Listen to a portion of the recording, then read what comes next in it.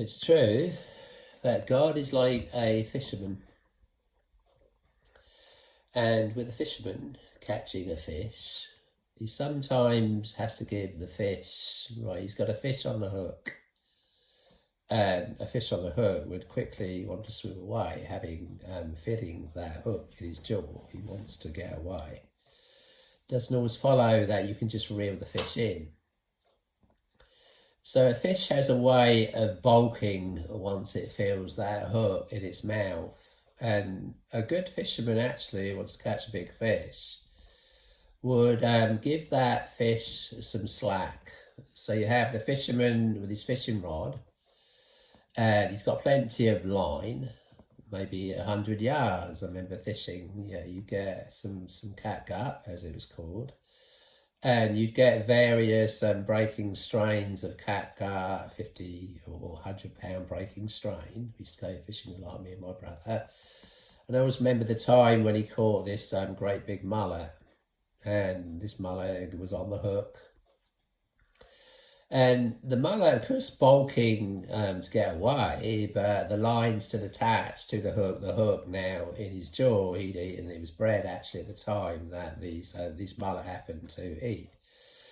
And I remember my brother was actually battling with this fish for quite a long time, at least half hour, and you have to give the fish some slack. So you loosen the ratchet, as it's called, and the line then simply, you let the fish run off with plenty of slack.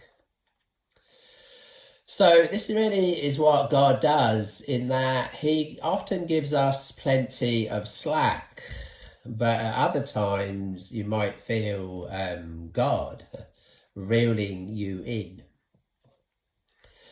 People talk about, let's say, fate. Well, of course there is such a thing as fate, and fate in the hands of God, the fingers of fate, being the hand of God, the fingers of God. And like I say, with that ratchet on the fishing, with fishing rod and ratchet on the reel, you would loosen the ratchet. That would keep the line attached to the reel, and you had to wind this reel to reel the fish in, or loosen the ratchet, as it was called. And the line would just slack off, and the fish would just swim wherever it wanted to go. So basically what you're doing, a good fisherman, if he tries to reel that fish in too quickly, the fish are bulk, and you can often see these fish on the surface of the water flapping about, going absolutely wild and mad. And the fish can be quite strong, and it would actually break the line. And I remember sometimes we'd actually catch fish with the hook still in its jaw. Sometimes actually I remember catching fish with a couple of hooks in its jaw. And so, those were obviously the fish that got away. But it's funny how these funny little events stick in your mind, because that mullet was quite a big fish. And I remember my brother battling it out with this fish for about half an hour, giving him plenty of slack, reeling it in, giving it plenty of slack, reeling it in. And each time you get it closer to the shore. Well, there's always a lesson in everything, really. And when you look at things which are made, now you look at things which are made, it does actually say that the invisible things of him, God, right, being the visible things of God, in other words, are clearly seen, being understood by the things which are made. Well, this physical world being an illustration, so a fisherman and catching a big fish would be a good illustration of fate. How God operates. Now, there's fate. There's the fingers of fate. Let's say a God with the fishing rod and the ratchet and the reel, reeling the fish in or giving him slack. So God reeling that fish in would be the fingers of fate, being God. But the thing is, the name of the game here is choice. And God doesn't make all of our choices for us. He gives us choice. But on the other hand, God has a say and has sway in people's lives. And therefore, largely, we are like fish that the fingers of fate coming from God are kind of are reeling us all in. And you can look at that on an individual level and feel comforted by that in spite of yourself, In spite of your willful self in bulking, when you feel God tugging on your line, you're on God's hook and you know God's trying to reel you in. But you've got 1,000 other things you wish to do that are better to do than what God would have you do. And so you bulk. But time goes by when we bulk that we get tired of all of that. We get weary with all of this. We get weary with what they say, weary of sin. We get sick of it. In other words, some people say that God, if he sees your backside, he gives you a good, quick, swift kick in the backside and sends you sprawling back into the slime pit from whence you came for another good belly full of it, hoping you'll get so sick of it this time that you'll never look back again. And so this is really reality of how God works. You can look at it like a fisherman, or you can look at it like the swine pit and the vomit that you might go back to time and time again until you finally get so sick of it that you really wouldn't want to look back at it again. And so suddenly you might feel that pull of the line, the invisible line kept up, being quite invisible underwater. Fish don't see the line. There it is under the water, it's made kind of invisible. They don't see the hook because there's a worm on it, but the hook and the line are in God's hands, and therefore you have that side of life, which is faith. And on the other hand, with God, right, there's not only God and God's will. God gives us choice here, and we have our own will and our own way and our own choices. And when you read, let's say, people like David in the Bible back then, you didn't have radio, you didn't have the internet, you didn't have television, you didn't have all of these distractions. People weren't necessarily too busy, and he spent a lot of his time out there in the fields with the sheep, looking after the sheep. And I guess it was at times like this, when he got away from the madding crowd, that God would speak to him. And of course, he being very connected to God, as it happened, and of course he was fashioned this way to do this, and a lot of what God was showing him was written down. And so curious to read these things, because a lot of these things that he would have said would have been coming straight from God. So coming straight out of the mouth of God and then written down in these pages here for us to read. And he was really aware of fate, let's say. He might not put it in the same way, talking about a fish or others, said God kicking you up the backside and sending you sprawling back into the slime pit from whence you came for another good belly full of it. He did have a way of putting it more poetic than that, though sometimes some of the things even he said were pretty straight to the point. And maybe, poetic. The Psalms actually are quite, you might say, they don't rhyme, but they are kind of poetic. So King David was actually quite musical, you hear, and quite a good psalmist. So quite, in a sense, let's use that word poetic, though, because the Psalms don't rhyme. But it's not just fancy poetic language. There's meaning and there's a lesson. And of course, you're getting things that come straight out of the mouth of God rather than from his own mind. And therefore, what you've got here is a reliable source. So he also talking about faith. And he's seeing a picture here of faith as beginning right at the very start of a person's life. Right from the very moment that you are conceived of in the womb. And so he said these words, fully aware actually of God. Now people get so mixed up and wrapped up in being busy. They get so wrapped up in even work. So people are overworked and tired out these days. They don't always have time to think. People get so wrapped up in radio, television and the internet that they don't have time to think. They don't get away from the madding crowd or the busy day and sit and think, stop, look at where you're going, stop, look at your life. Look at where you are going, where are you taking your life, what are you doing with your days? You work hard and maybe you play hard. So where are you going when you play hard?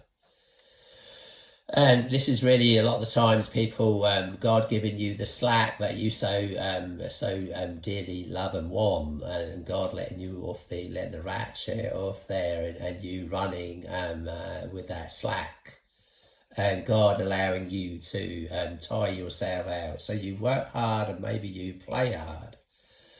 And so God giving you slack there. But interesting, what happens when you get tired of all of this? What happens when you're sick of the slime pit and the vomit and you don't really want it no more? Where do you go? Well, you might at that point feel God reeling you back in. Well, here's King David in Psalm 139.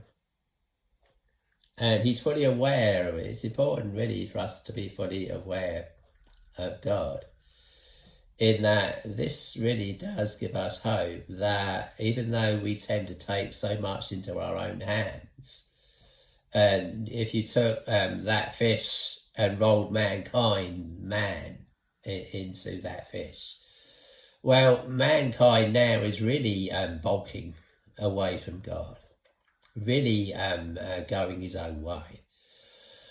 So God will one day even reel mankind in. God is going to one day create a whole new heaven and a whole new earth, and God himself will be coming to earth to dwell with mankind. The happy ending of the story here for man is that God is indeed going to literally come to earth and live with mankind. In New Jerusalem, John said he saw New Jerusalem coming down from God out of heaven. And a voice saying that now God is come to live with mankind. So eventually mankind will be reeled in and would have changed, would have learned his lessons. So there's a long story here for mankind, and mankind as a whole is presently like that fish, bulking, trying to get off the hook with God, and God giving mankind plenty of slack. But God will one day reel mankind in. He'll tug on that line, he'll turn that reel and start reeling mankind in. It's for his own good, of course. So here's King David in the psalm to the chief musician, a psalm of David. So it's clearly a psalm of David. And he's saying he's fully aware. Now, he's a person that back then didn't have the radio, didn't have the internet, didn't have all this distraction, didn't spend his life living and working hard. This is understandable these days. You can't blame people. A lot of people work hard. A lot of people work too much in that, and they're chasing money. They work hard and chasing money, and then they play hard. And so they got no time for God. But what happens when a person gets sick of all of this? Maybe you'll stop, look at where you're going, and listen. And they do say that sometimes God is not a person flat on his back. Maybe some kind of an accident or something will occur in a person's life that literally puts him flat on his back, maybe in a hospital bed, where he has time to think, time to sit and take stock of where he's going in life. What are you doing with your life? Look at all this, look at all that, where are you going? So here's King David in the Psalm 139. "O Lord," he's saying, "thou hast searched me and known me." So he's fully aware of the fact that God has searched him.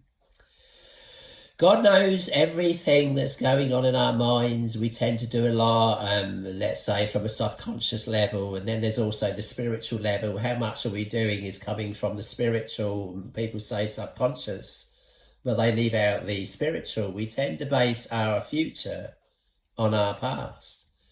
The past has a way of shaping our future, but not only does the past have a way of shaping our future, but also influences around us, including spiritual. You might think a lot of what you're doing is simply coming from who you are. You get to a point in life where you understand who you are and what you want. Maybe you're 18, 20, 25. By then, you understand who you are and what you want, or what you think, who you think you are and what you think you want. You do hear of some people, they think they're this and they think they're that. Time goes by and they realise they've got some hidden talent. And it's worth considering this. I remember my brother realised he had a hidden talent, and it was for art. He never really got down on it and drew pictures, but he realised as time went by he had a hidden talent. Some people might have a hidden talent for music. They never got down on it and practiced on a piano or whatever. And these days, you think really there's a lot of people with hidden talents now, because we're so wrapped up and overwhelmed, in fact, with the material world, trying to make ends meet and what have you, worried about inflation, worried about everything, which is understandable, and this really taking up everyone's time. And you sometimes think, well, I wonder, a lot of these performers in the past, if they lived today, there wouldn't have been these great performers, these great entertainers. There wouldn't have been the Beatles, let's say.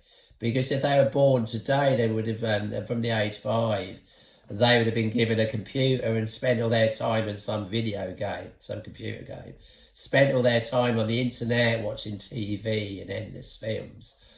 And getting wrapped up in all of that, and never, the fact that there was nothing else to do. A person might see a piano in the room there, and an aunt who taught you to play the piano. You had time to do things that were more in a slowed down way, like learning to play a musical instrument, play a guitar or a piano. And maybe back then, often it was more melodic than now. Now the music is largely rebellious. Largely the music, or the message in music these days, is do what thou want, do what thou will. The whole thing is wrapped up, the whole law of witchcraft really is, do what thou will. Do just what the hell you like, do just what you please, regardless of anybody else. Do what thou will. That's the whole law of witchcraft, and it's the whole law in music these days, less melodic and more rebellious against God, and the message and the sirens of Satan really in the music and the singing is do what thou will. So very very seductive and very rebellious, the music these days, do what thou will. But stepping out of all of that, stepping out of the slime pit and the vomit there, stepping out of your rebellious nature in trying to get off the hook with God, maybe some more than they let on are aware of this tug, this invisible catgut, this invisible line, this invisible hook that is already in their jaw, and they've already been on God's hook and already on the hook, and they're trying to get away from God. Maybe there's many out there backsliding. Many even on the hook and double-minded, wandering around all over the place, going to this extreme, that extreme, and God giving them plenty of slack and hoping, looking for the day when they get tired of it all, much like the prodigal son. He got tired of it all. He wanted his inheritance now. He didn't want to wait till his father had died, or sort of thing. So God let him have all of that money. And he went out living all this righteous living, got in with the wrong crowd. It turned out that he wanted his money. When his money ran out, that was it. They ran off. They left him. He was left all alone. So where does he go? He comes to his senses. And he's like the fish. He's tired of it all. He's sick of it all. He can see the whole thing was fake. Everything he did was to impress his mates. He dressed up. He performed. He did this. He did that. He learned how to talk like them. He learned to gob off like them. He learned to swear like them. He learned to do all the things that they did, but when the money ran out, they left him, and of course he's hungry. What's he going to do? And he goes and gets a job looking after pigs, and ends up eating the swine food. There's nothing left for him. He's gone to wreck and ruin. He's gone to the dogs. He's got to the point where the dogs are going to him. He's finally comes to his senses. What am I doing? He goes back to his father. So, O Lord, thou hast searched me and known me. God knows everything about us. He knows our every thought. He knows every influence in your life. He knows you from the word go. And this is all brought out in this psalm.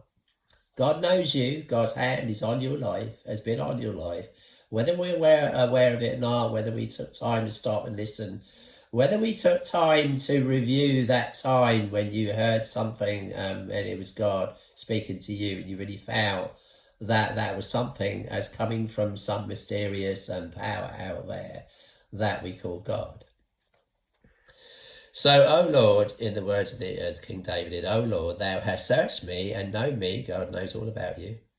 And he goes into every detail here. So he's fully aware, he's underlining every detail of his life. He's putting it in a more poetic way.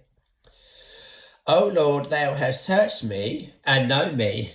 So God's already searched us out. God knows us. Thou knowest my sitting and my down sitting. We sit sometimes. Maybe we work hard, we play hard, and we finally sit and rest. And so God knows all your doings, all your goings, all your sayings. He underlines this, every little detail of our lives. God knows every single thing about us. He knows. Thou hast searched me and known me. God knows you from the past. He knows you from the word go. All of this is brought out in this psalm. Thou knowest my sitting down and mine uprising. Thou understandest my thought. Wait, every single one of them. Jesus said, every single tiny little word we say will one day give account of to God. Why did you say this? Why did you say that? Every tiny little word, every tiny little thought, it's all recorded. Everything that is man, it says, is even spoken in secret, will be one day shouted from the rooftops. So that's just combining something else that was said. Thou knowest my down sitting and mine uprising. Thou understandest my thought afar off. Thou compassest my path and my lying down. God has you circled. It's like he's drawn a circle around, your every day. Maybe you're in a fishbowl world. Maybe you're in a big tank world. Maybe you're in a big, big, big tank world. And the world is your fish tank. Maybe your life is wrapped up in getting up in the morning, catching the bus, or getting in your car and getting in the train and going to work and coming home. It's the same old routine. Either way you look at it, you turn on the telly, crash out, and you're so tired. Got no time for anyone or anything, which again, like I say, it's understandable. It's not to knock that. It's just that this day and age gets us so overwhelmed. And you wonder really to not always lay the blame at people's doorsteps, but this is all by design. The devil likes to keep us so busy that we got no time for the things of God, no time to stop, look and listen. And really it is devilish. It just simply blots out the voice of God. Everything's so loud and noisy and people are noisy around you and they're all now loud. You only got to walk down the high street and you can hear their loud gobbing of voices. You've only got to get on a train or on a bus and you can hear the verbal diarrhea spewing now out of people's mouths. People become so loud and rowdy and riotous. They've got no time for the things of God. They get in a car, they drive down the motorway and they have the music blaring out. They can't stand to sit in silence. And often you think, well, maybe they are worried about their conscience. People have their conscience seared with a hot iron. They don't want to hear the voice of their conscience. They don't want to start thinking about life. They don't want to start thinking about where they're going, what they did and didn't do, what they should have done. And so people are overwhelmed, even by design. And all of these worries, cares and woes get us all wrapped up in the material world, the cares of this life. And the deceitfulness of riches, which Jesus warned us of. We'll watch out for the cares of this life and the deceitfulness of riches, Be not overcharged with surfeiting being excess and drunkenness, and overeating, which people now do to fill their hungry hearts and their hungry souls. And to blot out all of the pain, all of the sorrow, or the agony, go and get yourself a nice big meal and a curry or whatever you do, and simply throw yourself into it and use it like blotting paper that blots it all out, if but for a moment. So yeah, that's the real world, and people are really overwhelmed now, and it's all by design. One crisis after another, overwhelming people, and people are now really becoming anxious. But on all this, if we could just stop the world and want to get off, stop all of this worry, care, and woe, which we all do. Stop the world. I want to get off. Maybe it's time in the midst of this. Maybe you wake up 2 o'clock in the morning. And rather than counting sheep, you can count your problems one by one by one by one by one. Instead of counting sheep, you go back to sleep. You have all your problems welling up in your mind and heart, and they're like an endless drip, like torture in the days of war, where they used to torture. You hear the Japanese used to torture people, put them under a dripping tap, and it would just simply drip, drip, drip, drip up in their mind and torture them. Well, really, as these thoughts implode in your heart, they really stem from your mind and your subconscious. And yeah, when we're worried, let's face it, we can literally feel these thoughts and worries and cares and woes. Like they call it carpet bombing, like a carpet bombing, and if your heart was a battlefield, then these bombs would be dropping and exploding. Well, the thing to do there is, it's good to have a verse in mind, in all thy ways, it says, acknowledge him, acknowledge God, and he shall direct thy paths. So you've got all these worries, cares, and woes. Why not present them up, lift up your heart as these bombs, as these problems, as these thoughts explode in your heart.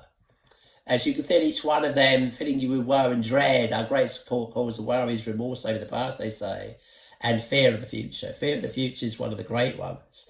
And it says even in the last days, men's hearts will be failing them for fear, for looking on those things which are coming to pass on the earth. Well, that's if you've got no God to turn to. You think to yourself, well, blimey, here I am praying. We all do this, 2 o'clock in the morning. Your problems are dropping around you like bombs dropping out of the sky. We're in an extreme day and age, and you now have inflation. Everyone's wondering how they're going to make ends meet. You can only stretch an elastic so far, you think. Well, if it's an old elastic, stretch even less, because it'll snap pretty quickly. But you can only stretch an elastic so far, and now people's spending dilemmas are like elastic bands stretched to the limits, and people wonder if they could stretch it anymore. Will it snap?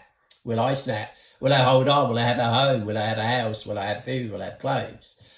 All of this survival, and you can't blame people there, but Jesus is saying, being overcharged, try not to be overcharged with the cares of this life, the deceitfulness riches.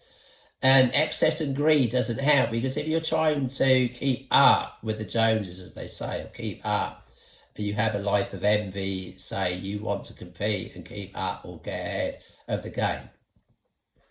Is it worth it? Excess really doesn't help there. Learn to live with less rather than more will really help. And being overcharged with surfeiting, in other words, excess, the cares of this life, the deceitfulness of riches. Now, if you're caught up in the world where you have to keep up with the deceitfulness of riches, trying to maintain some standard and some status, having the best car, the best house, the best clothes, and yeah, the best clothes can cost a fortune. The best food in the best places to eat, and all of this can really overwhelm a person. But really, you need to live. Well, God willing, a solution is to not get wrapped up in all of that. So thou compassest this is our world right today. Thou compassest my path. God circles us.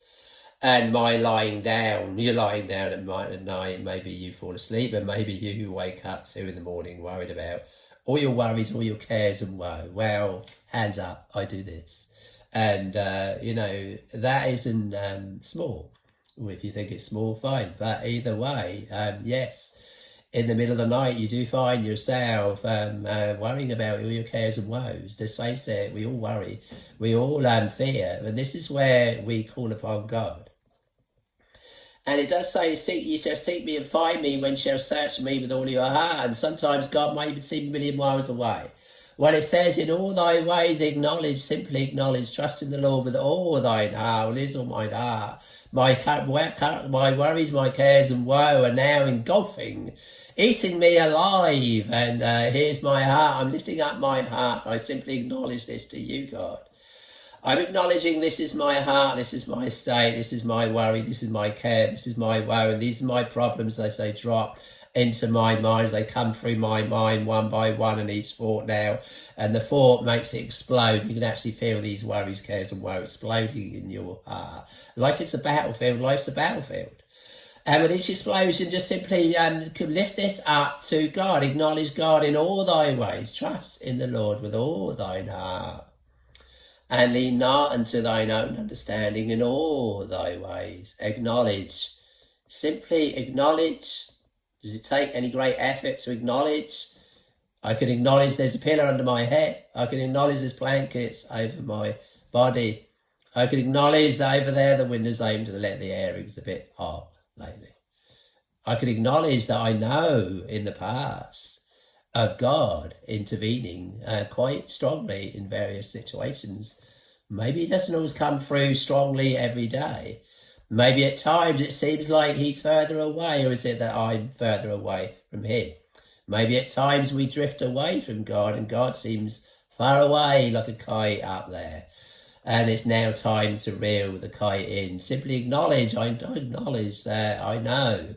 Whether I can feel you now, I know I felt you in the past, and I felt you strongly in the past. I might not always feel you as strong this day as that day, but another day you might simply as if turn up out of the blue.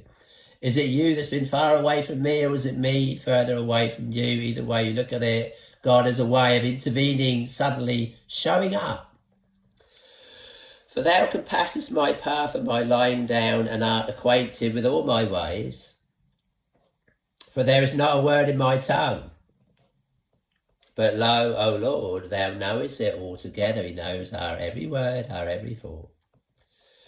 Thou hast beset me. Now the word beset, I looked at it up in the dictionary. Beset, it sounds like God's kind of, thou hast beset me behind and before, and laid thine hand upon me. Sometimes have you ever felt God creeping up on you? Kind of like, hey, what are you doing? Where are you going? What are you thinking? What are you thinking of? What do you know if you're in a dilemma? Maybe you're doing the right thing, wrong thing, and you think, hang on, well, you feel God besetting you, God creeping up on you. God's watching you, God knows.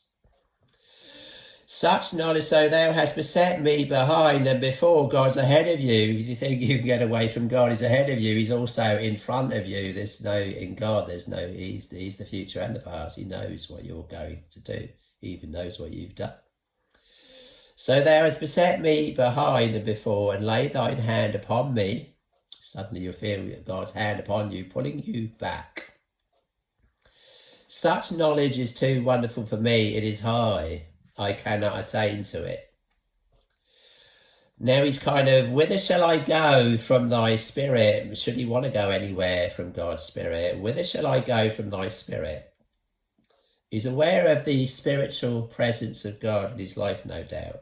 Whither shall I go from thy spirit? Or whither shall I flee from thy presence? Right? He knows he can't get away from God because his past has told him.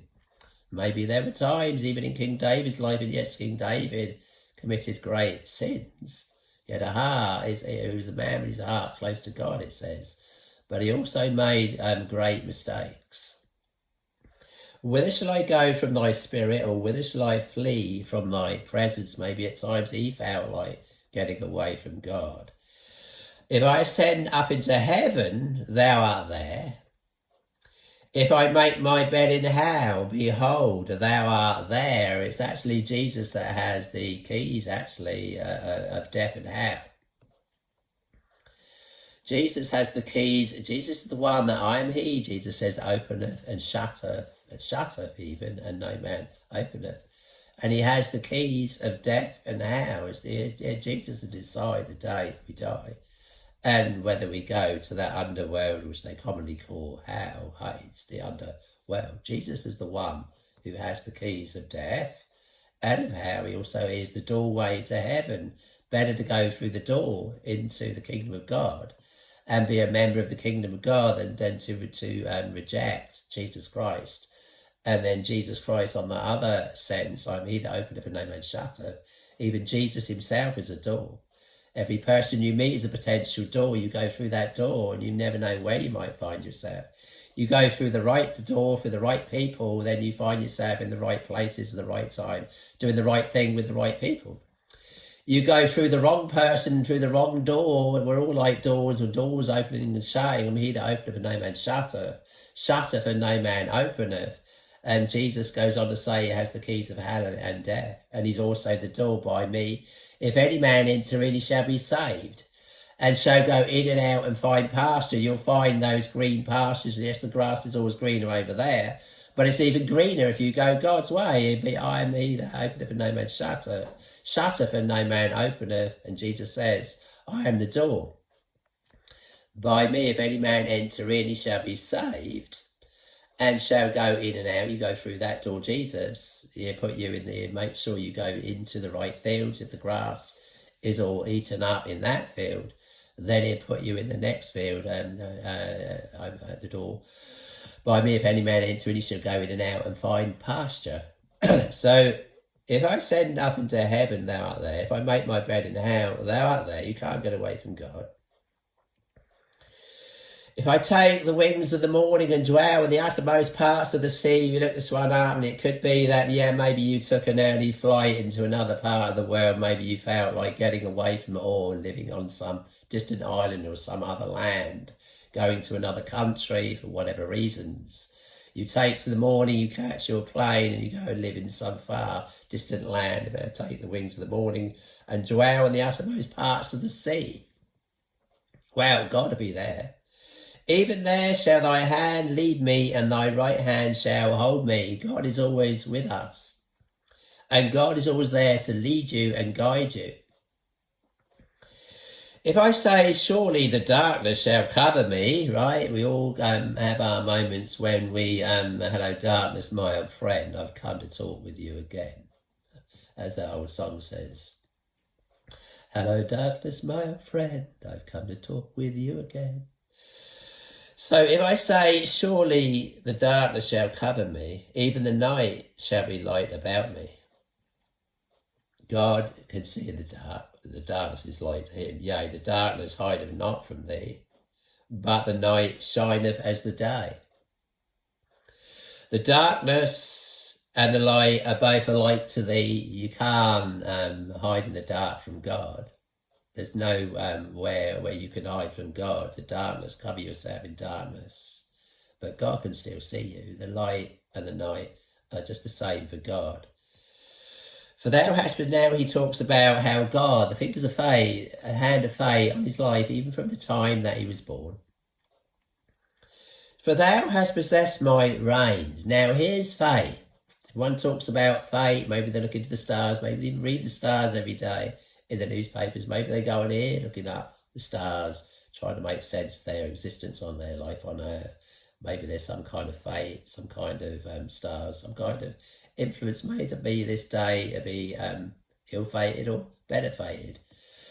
So they look in the stars, but the fingers of fate really are here. For thou hast possessed my reins. Here's God's hand. His hands are on the reins. Your heart can be like wild horses.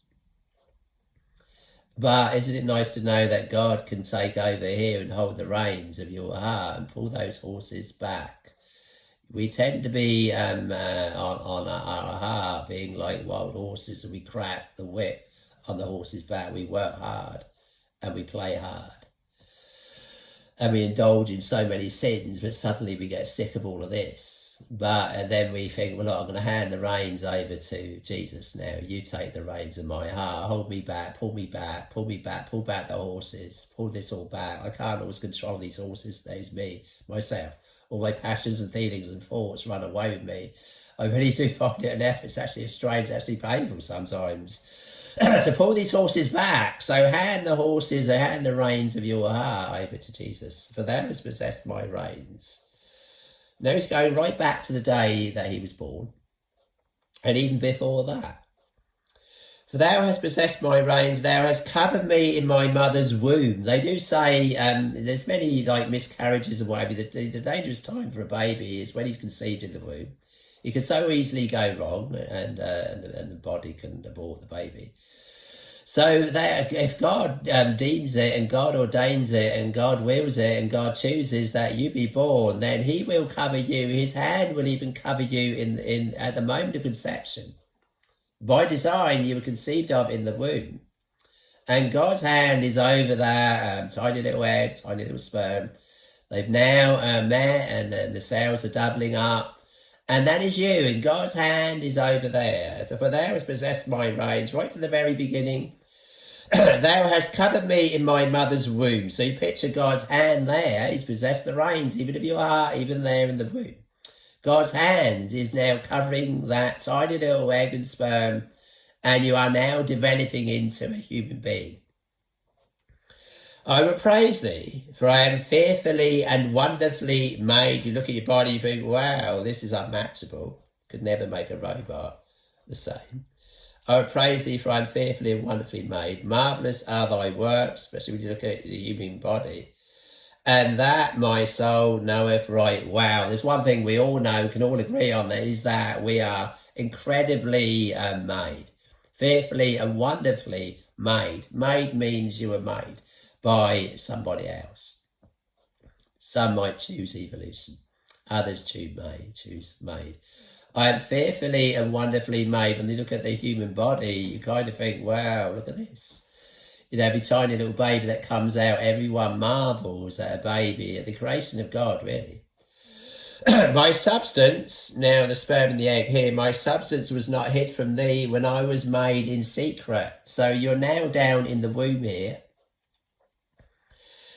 And you have the tiny little sperm travelling around in there. And the sperm, they say, can last 5 days. And so it travels around and looking for that egg. And the substance that God uses to create a human being, being the tiny little egg and this tiny little sperm.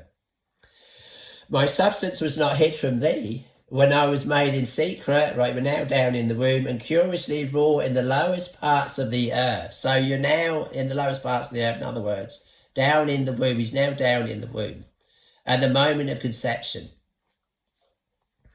Thine eyes did see my substance. Now he's talking sperm and egg here. Mine eyes did see my substance, because this is the substance that God uses, the tiny little sperm, the tiny little egg. God would have marked even the tiniest little sperm and egg and said, this is the one, this is the egg, this is the sperm, this is going to be the person, and God's going to put his hand over this. And you being conceived of in the womb by the hand of God.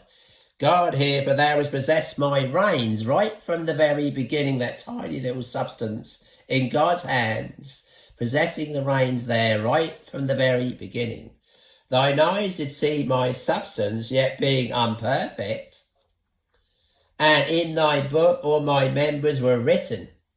Right, you're now here, you're going before the moment of conception. You're in the mind of God before you're even conceived of in the womb. First of all, you're in the mind of God by design. God designed you and fashioned you in his own mind before you were designed and fashioned in the womb. Thine eyes did see my substance, yet being unperfect, and in thy book all my members were written, your members being your bodily parts, your arms, your legs, your eyes, even what sex you would be, male or female. God created them male or female. This is, we didn't come from confusion in that there was a mistake here. God by design created all your members. If your members are that you were created to be male, then you were born to be male. If your members are you were born to be female, you were born to be female. This is why they attack this so much, because they like to teach us that we come from confusion. We come from God. If you were created male, then you were created by God to be male. If you were created to be female, you were created by God to be female. So thine eyes did see my substance, yet being unperfect, and in thy book all my members are written, which in continuance were fashioned. God also foresaw what you were going to be before you were even continually fashioned. It takes 9 months for a baby to be formed. But God already saw the end of this even before it happened. For it's in continuance of fashions, when as yet there was none of them. How precious also are thy thoughts unto me, O God. How great is the sum of them. If I should count them, they are more in number than the sand. When I wake, I am still with thee. So praise Jesus. It's all in God's hands. We're all in God's hands right from the very beginning. We've all been put in this world right from the very beginning. God is the one that designed and fashioned us in the womb. God knew what we would be, and God even knows ahead of us what we will do. God sometimes gives us slack, but at the same time, God does intervene. The hand of God is on every life, and God will intervene at various times in our lives. And God will reel us in like a good fisherman who reels in the big fish. So praise Jesus.